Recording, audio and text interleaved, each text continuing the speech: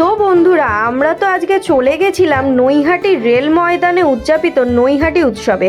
প্রত্যেক বছরের ন্যায় এই বছরও খুব সুন্দরভাবে অনুষ্ঠিত হচ্ছে নৈহাটি উৎসব। তো আমরা তো দুজন মিলে কাজ থেকে বাড়ি এসে সোজা চলে গেলাম নৈহাটি উৎসবে। তো প্রথমেই আমরা যেতে যেতে দেখলাম পাখির মেলা তো বন্ধ হয়ে গেছে, আর সোজা চলে গেলাম আমরা শিশু মেলার দিকে। তো এখানে শিশুরা তো ছবি তুলতে ব্যস্ত, আর এইদিকে আমরা ম্যাজিক দেখছিলাম।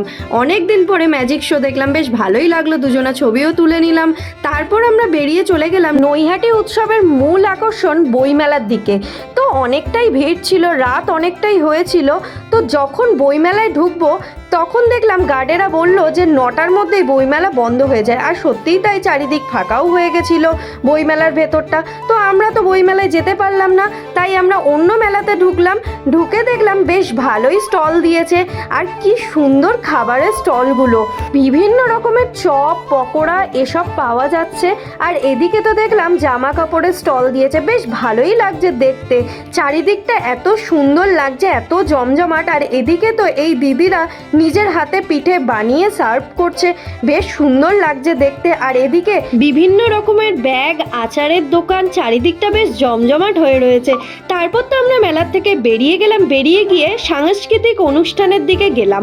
গিয়ে তো দেখলাম বেশ ভালোই ভিড়, এত ঠান্ডা থাকা সত্ত্বেও অনেক ভিড়। আমরাও একটু গান শুনে নিলাম, আর এদিকে চলে গেলাম সোজা খাবারের স্টলের দিকে।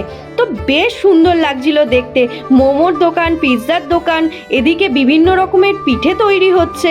তো আমরা তো এত কিছু দেখেও চলে গেলাম চপের দোকানের দিকে। তোমাদের তো খাবারের প্রাইস অনুযায়ী চপগুলো দেখিয়ে দিলাম।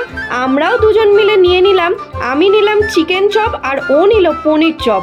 তো দুজন মিলে খেয়ে নিলাম, রিভিউটাও দিলাম, বেশ ভালোই লাগলো। এবার তো আমরা বাড়ি যাব।